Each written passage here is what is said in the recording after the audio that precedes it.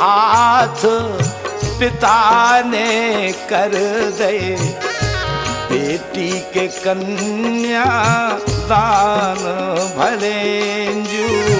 पीरे हाथ पिता ने कर दे, बेटी के कन्या दान भलेंजू।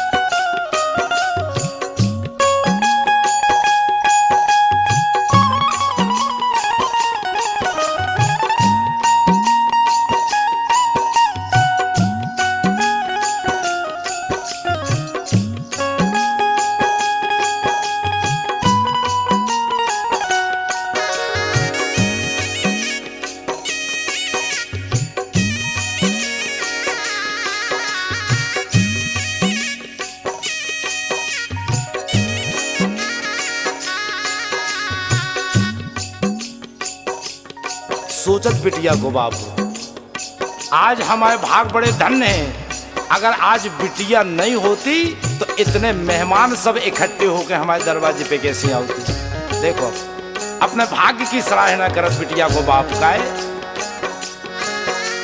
कि सकल बराती द्वारे पधारे। हाँ, सकल बराती मोरे द्वारे पधारे, सो कैसे करें सम्मान भलेंजू।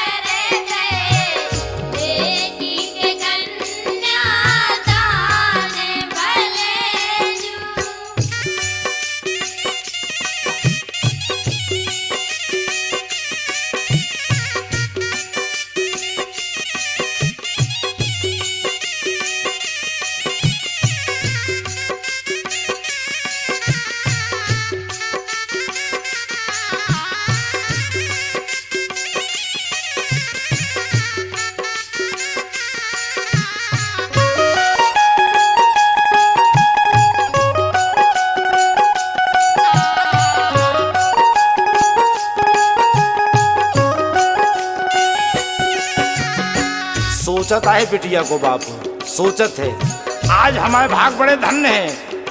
ऐसे धन्य कि हम गरीब और गरीब के थे इतने मेहमान कैसे इकट्ठे हो गए। देखो आप भाग्य की बात है।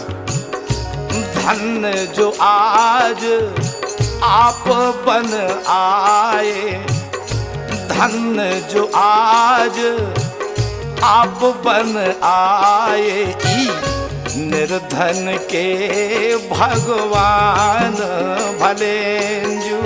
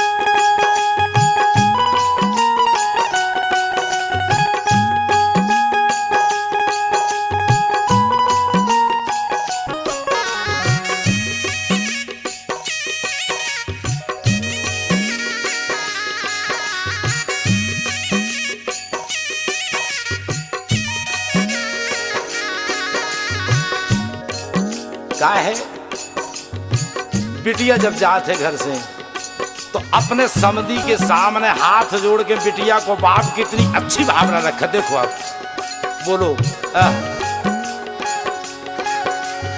अरे एक बिनय सुनियो समधीजू, एक बिनय सुनियो समधीजू, जा बिटिया है नादान भलेंजू।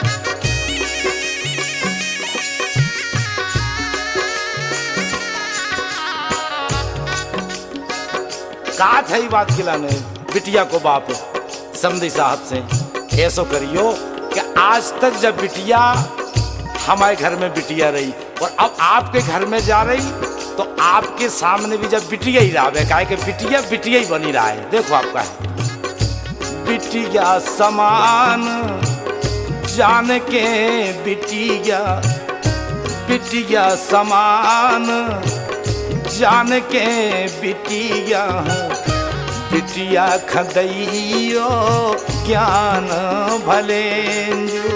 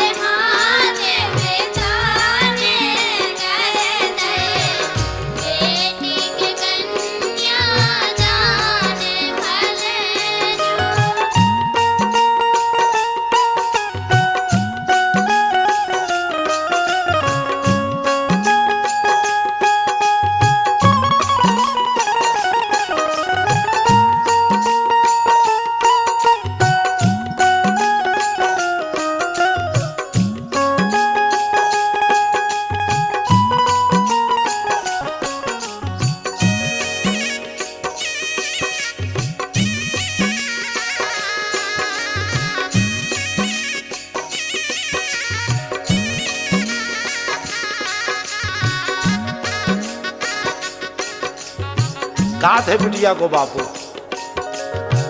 आज से हमने आपकी सेवा के लाने जब बिटिया सौंप गई और ई बिटिया में जो हमारा समय व्यतीत हो तो अब हम कैसे क्या करें बिटिया का पहुंचा के। अब तो हमें केवल एक ही काम है, देखो का है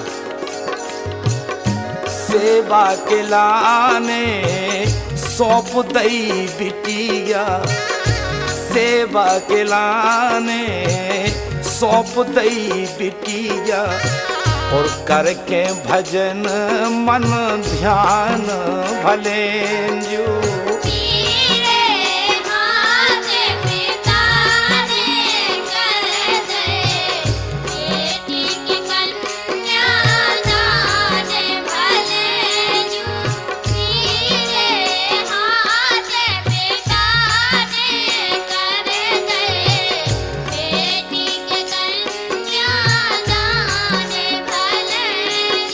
और पीरे हाथ पिता ने कर दे बेटी के कन्या दान भलेंजू।